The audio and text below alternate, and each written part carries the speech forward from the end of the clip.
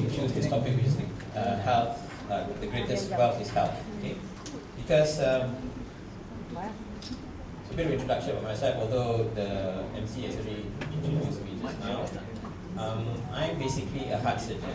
Yeah, I operate on the heart and the lungs of any patient, any sick patient. In fact, I was a bit late this evening because I had to attend to a 81-year-old lady who required a heart procedure, and the surgical team had to be on standby. So after that, we had to sort of clobber up some of parts from a few slides that I've done and put together this. I hope you will benefit from tonight's talk. So I'm talking to you from a 30-year experience of doing heart surgery.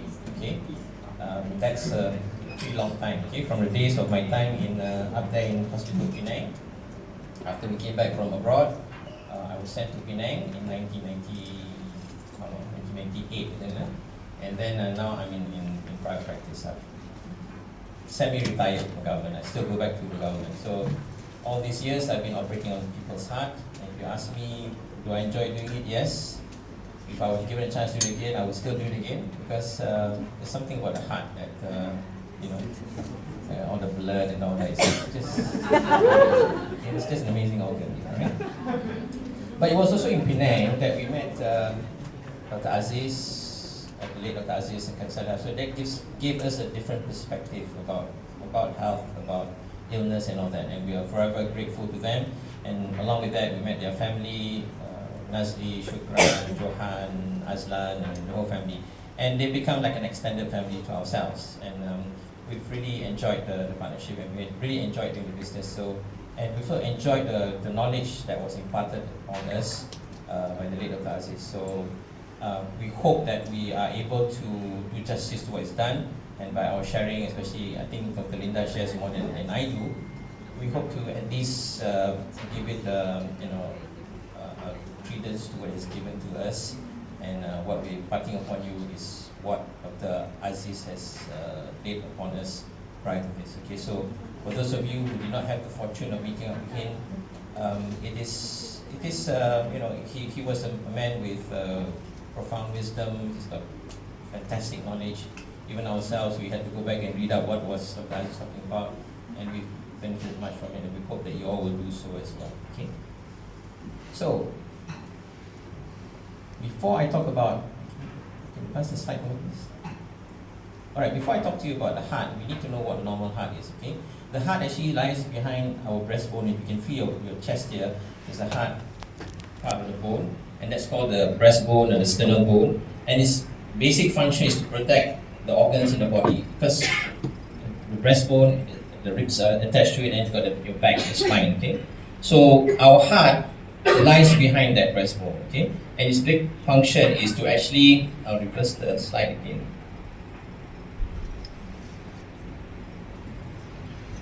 Can you play back that? Okay.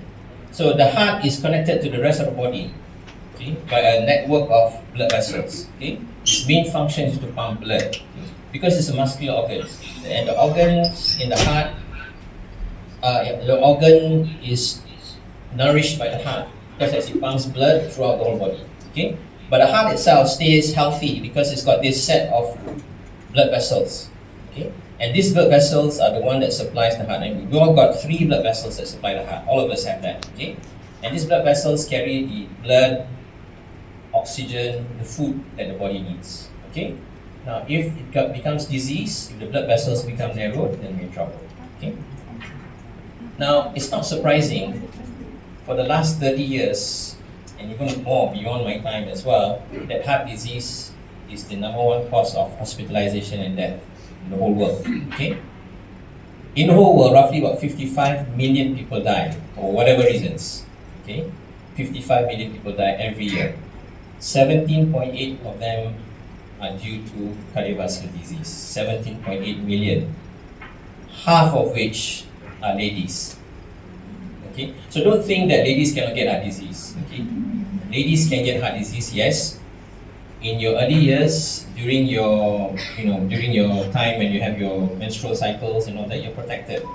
But once you reach your menopausal age group, the risk of heart disease is the same as the men. Okay? So be aware of that. Okay? Now, What people don't realize is that cardiovascular disease is interlinked with what we call the major risk factors. What are the major risk factors? These include high blood pressure, high cholesterol, obesity, diabetes, and smoking. If you can't remember anything I've said tonight, remember these 5. What are they? High blood pressure, diabetes, cholesterol, obesity, smoking. Okay? So these are what we call the 5 major risk factors. Now it's not just a global issue. This is Malaysia statistics. 2023. Apart from that 3-year gap where we had COVID, remember? A lot of deaths from COVID. The last 20 years or so since we recorded all these things, cardiovascular disease is still being the number 1. Okay, the number 1 cause of death, together with cerebrovascular disease, because it's a disease of the blood vessels. Why do people get a stroke? It's because the blood vessel can block or the blood vessels can burst because of high blood pressure. Okay, so they are all interlinked. So again, the risk factors for coronary disease: high blood pressure, high cholesterol, smoking, and you've got a strong family history. That means if your parents or if your siblings have got, that means first degree relatives, if they have heart disease, if they have history of stroke, your chances of getting a heart attack, heart disease is about 2 to 3 times compared to the normal population. Okay. Now, this is the recent mobility survey. That means the country goes around every year to look at certain focus of health issues. Okay, the last survey they done for non-communicable diseases, high blood pressure, how many of the population have got hypertension, how many of them got diabetes and all that. So the last time was done in 2019. This 4 years later, they did a similar survey looking at what we call the NCDs, non-communicable diseases. And it still shows that it's still prevalent in our society. Okay? Almost 500,000 of the adult population, or 2.5% of the adults in Malaysia, live with 4 non-communicable diseases. They will have diabetes, hypertension, high cholesterol, and obesity. If on top of that you put smoking to it, it's just basically a perfect recipe. It's not a gut reset recipe, but it's a recipe for coronary artery disease. Okay? And various combinations of all that. Okay? Either you have diabetes, hypertension, high cholesterol, or what in Malays they call it tiga serangkai. Okay. Diabetes, high cholesterol, obesity 0.4%, diabetes, hypertension, obesity, various combinations. Now, what are the risks? Now, if you have, and this is an old study, of course things have improved a little bit, so the risk may change a little bit, but it's still high.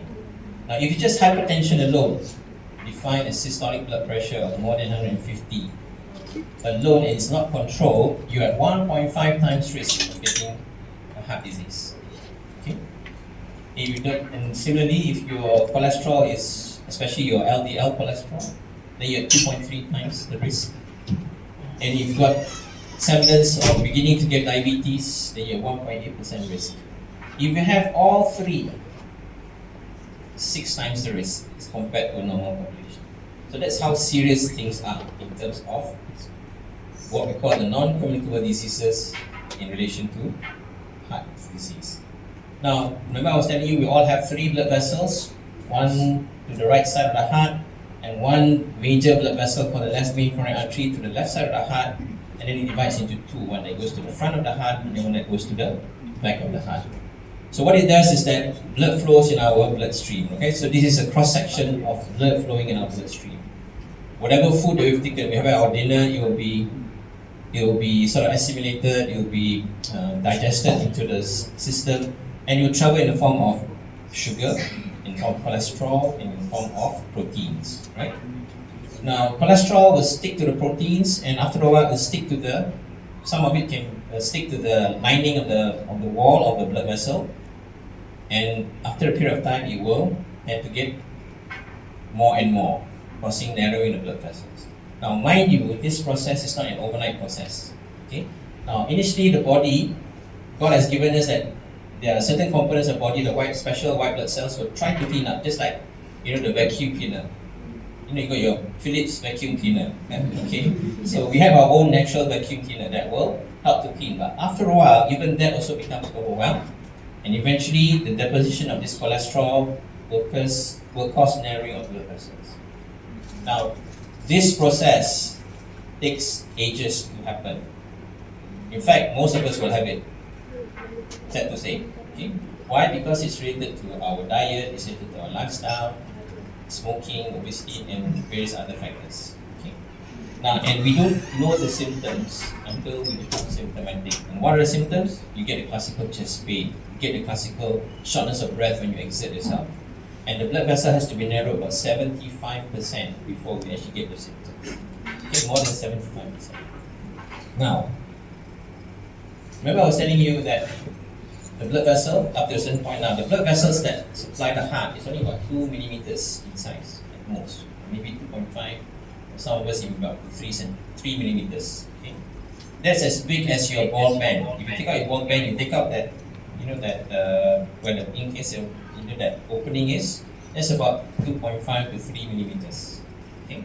So you can imagine when that becomes narrow, and that process in some studies have shown as early as the first decade of life, 10 years old.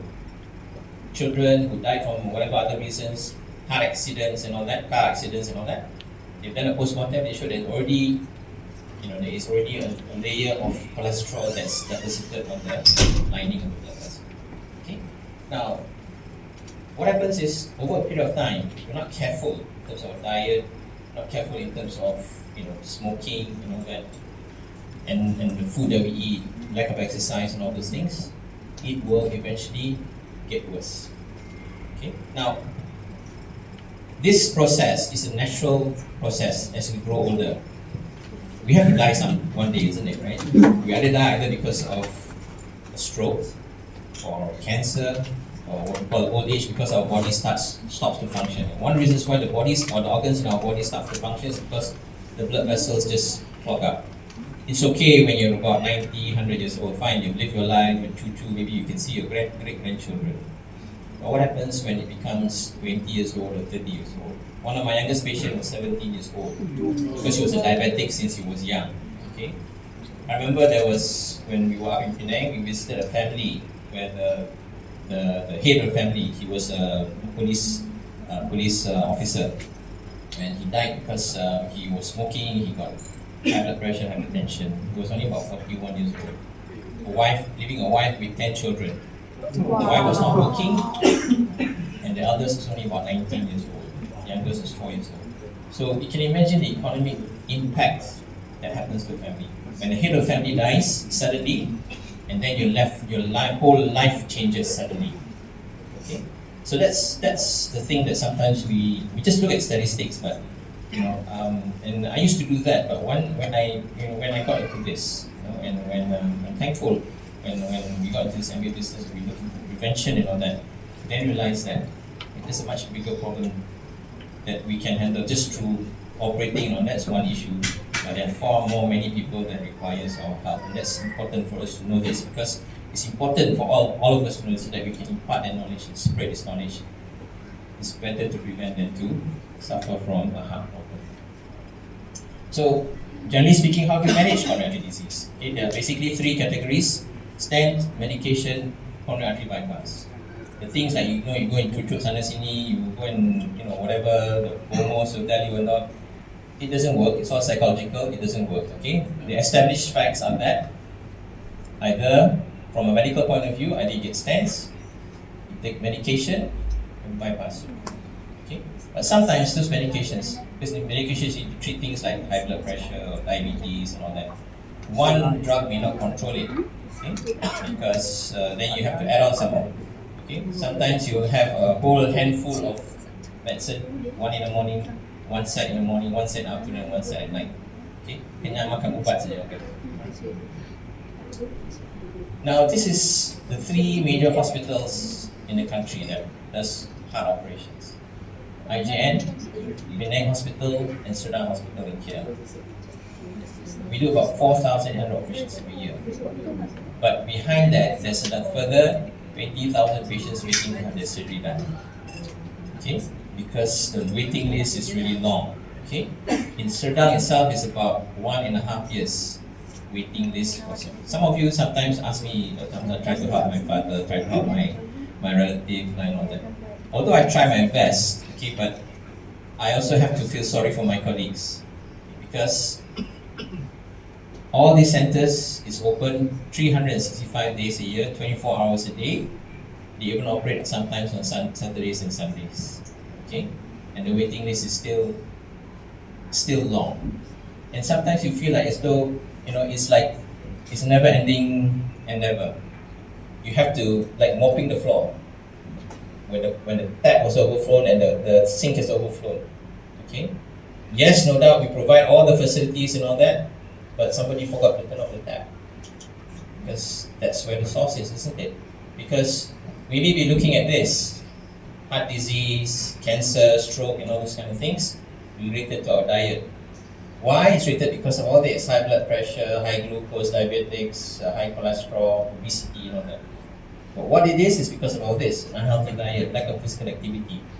Okay, so ultimately we have to go and look at the source to try and control it. And this is the reason why MOA is at the forefront of wanting us to lead a healthy life. So it lives the motto, it walks the talk. And that's the reason why it introduces all sorts of programs to make us appreciate health altogether. So it's all that. Okay, we're looking at this, heart disease and all that, but yet we've got rotten rules. We need to get that properly done. And one of them is to the gut reset and body keep program.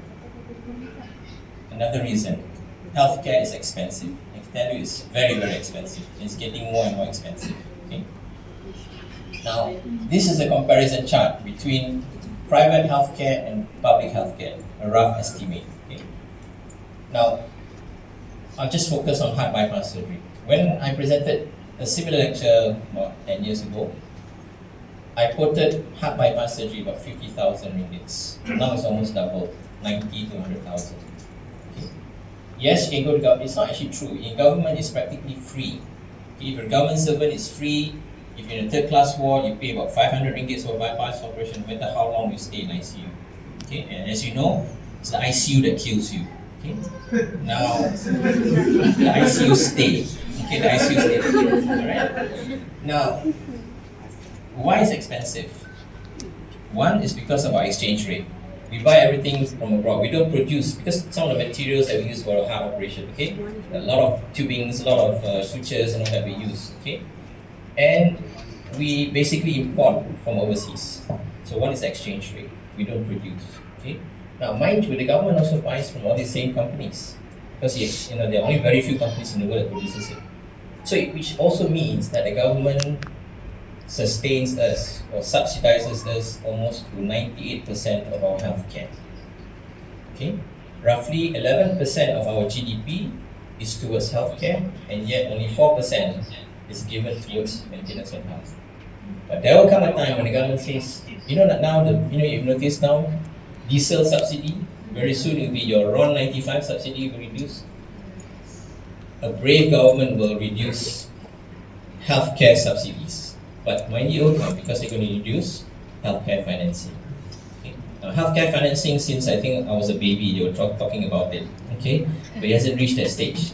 But I'm sure, and I hope all of you will have a good insurance behind it.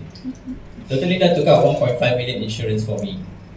Okay, but it's only until about 78 years old. I'm 88. Okay, if I live until that long, 88. By 89, she will have to kill me or before because she cannot afford to take care.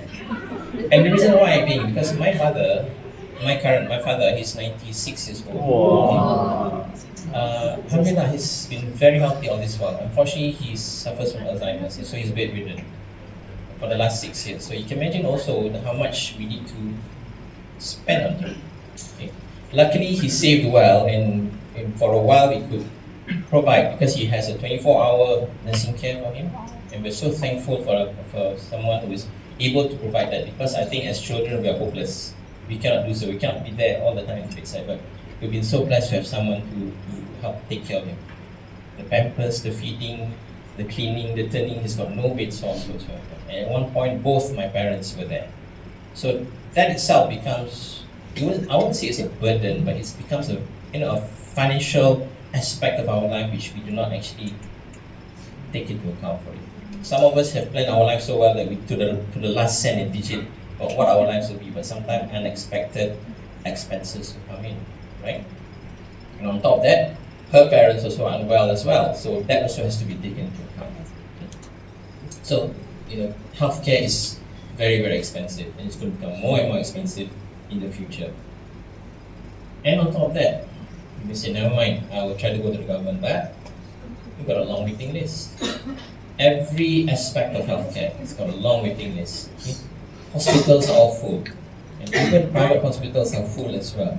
Okay, so where do you go, right? And yet, studies have shown that 80% of cardiovascular diseases are easily prevented. Let's just focus on this. This is a gut reset night and all that. Malaysia being Malaysia boleh and all that. We have the highest number of population. That also borne in mind the National Health Mobility Survey that was shown earlier. Okay, we have the highest in terms of population, adult population who are obese compared to our ASEAN counterparts. And across all ethnic races, which is fair, all across ethnic races. Okay, everybody is fat. But it's related to, again, stressing the point that obesity is related to diabetes, hypertension, and cardiovascular diseases. Which also means if you actually control your weight, you reduce your weight, it will go a long way to reduce your diabetes, reduce your risk of heart disease, and reduce the risk of sudden death. Okay. Oh, yeah, put up here. Okay. Now, if we start young being obese, okay. If you're in your teens, or if you're in 20s, you're already overweight or obese. You carry that extra burden. Okay? Look at the statistics here. Your risk of getting heart disease is very, very much higher compared to your normal counterparts. Okay? So by the time you reach 50 years of age and you've been obese all these years, it's not surprising that you will come down with heart problem, right? And sadly, our children, recently the pediatricians have come up with some statements noting their concern about the health status of our children. Okay, there's a group which are overweight. There's also a group with low birth weight, and those babies who were born at birth were less than 2.5 kilos. Apparently, it's been shown that one is associated with increased autism, and number two, in their later life, they may actually catch up and become overweight. Okay, so that's also another issue with small gestational age babies. Okay, so again, Malaysia, we are amongst the top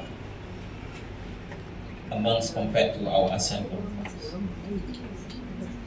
Now, I show this picture of not the actual patient, but a similar, just to remind me of a patient. Now, he is actually an anesthetist in private practice. Now, apart from teachers and those people in uniform, doctors make the worst patients.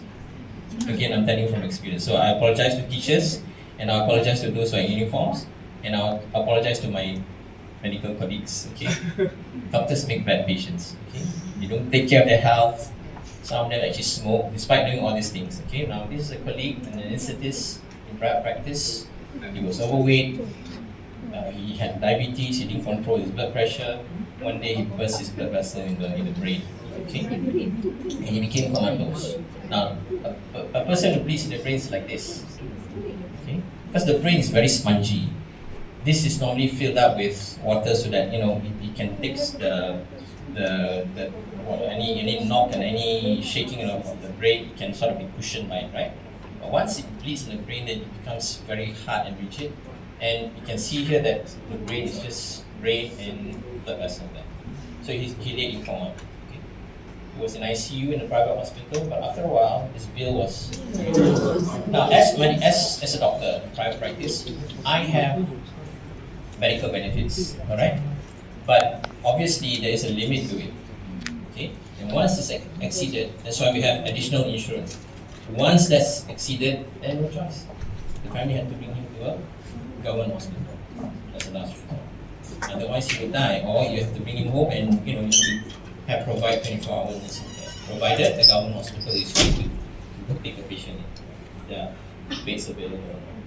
So, like I quoted just now, a hospital might save you, okay? But a hospital pill might actually kill you. Okay? Sometimes it's better off, and I say this rather cruelly, but it's a matter of fact. Sometimes it's better off to be dead than to lie in coma for a good number of years. Can you imagine yourself, ladies, as a wife? And God forbid, okay, I'm not wishing for any of you or any of your family members, but let's just say a husband gets a stroke, a heart attack, and becomes bedridden, or cannot work and all that. Okay. As a lady, you have to tend to him, you have to feed him. Okay. Worse still, if he's comatose, you have to turn him around to make sure he doesn't break sores. You have to go and find a job, you have to get income, you have to feed for the family. It's a burden, isn't it? Right? And again, we do not wish for any of us to have that. But the sad reality is it's happening. Things like that. Right? So it's actually become a major problem that most countries in the world have given priority to control this what we call NCDs. Okay. But I think Dr. Leda should put up these slides. Say just by using 10% of your body weight, I think quite a number of you achieved the body gut reset program. You can reduce of all these major risk factors. Okay, so mind you, it does work. So of course, there are many ways to reduce weight. Right? You can have slimming pills. Okay, and I always like to quote this lady, this young pretty actress here. This was many years ago, like 20 years ago. She tried to slim down. Okay, I think she got some acting assignment, and unfortunately, that slimming tablets caused her to. She developed liver failure. Okay, so her boyfriend at the time, now her husband, donated the liver. Okay, that's the liver surgery they did for the surgery for her. Okay, unfortunately, he died of heart attack a few years ago. Okay, so if you're not careful, if you're not guided properly, yes, you can buy pills out of from the whatever. You can buy anything from Shopee nowadays, but you can end up with liver failure. Okay, so be careful with that. Or you can tie your stomach in whatever way. Okay, I've known a few people. They tied up the stomach. Yes, they don't eat much, but they end up regretting it. Yes, you get very good results with that. Okay, but you end up regretting it sometimes. So, why do so many weight loss plans fail? One reason because we do not look at the science behind it. And one of the key signs is actually this, the gut bacteria. Okay? It's been shown in various studies that the gut bacteria plays a major role in guiding you to good health. Okay? Hence the reason why MWay has come up with this gut reset program. Because it's based on science. Remember, MWay Neutralize motto is the best of nature and the best of science. Okay? And I congratulate for those of you who achieved that program. Okay? But for those of you who not, I think Mr. Nogues will announce a new program equally effective, far cheaper. Okay. For those of you who want to sign up, I think you can sign up at the back there afterwards. Okay. Because you all look too serious. Put a bit of humor into it. Okay. Because studies have shown, remember I was telling you that studies have shown that the gut bacteria has been associated, the healthy gut bacteria or not healthy gut bacteria, it has influence on our general health. Through immunity, through the metabolism, and even related to inflammation and that. And studies have shown that a healthy or unhealthy gut is related to autism as well. Okay, so there's so many things, even our mood, apart from influencing whether patients become diabetic and obese and all this kind of thing. So it makes sense to control the gut health. So remember, ladies and gentlemen, your health is your wealth. Okay, we can choose. We can choose to be healthy, or we can choose to be unhealthy. If you choose to be healthy, I will see you all. I wish you all very well here, and all of us here will be happy to work with you to get a good health and all that. If you choose to be diabetic, unhealthy, cardiovascular disease, I'll be happy to see you at the hospital and provide you the best service that can. Thank you very much for your time.